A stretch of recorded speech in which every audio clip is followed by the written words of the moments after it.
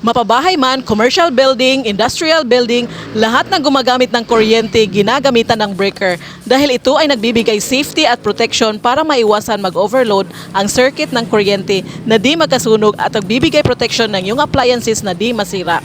At kung mangyari na mag-overload, kusang mag-strip off ang breaker at kinakailangan ng palitan dahil di na to gumagana. Pansin nyo, karamihan sa mga nagkasunog ang yung illegal wiring connection dahil di ginagamitan ng breaker at di alam na nag-overload ang capacity na gamit nila. Kaya isa sa pinakamahalagang gamit kung magpapakoneksyon tayo ng kuryente, ang breaker, at ang i-recommend ko itong Kutin breaker at highly recommended ito sa mga electrician sa dekadang nagdi-distribute na brand sa market. Ang Kutin safety breaker ay pinakamagandang quality at ISO or International Standard Check at aabot ito hanggang 30 to 40 years lifespan kung maayos ang kondisyon. May available na 15 amperes, 20 amperes, 30 amperes, 40 amperes at 60 amperes.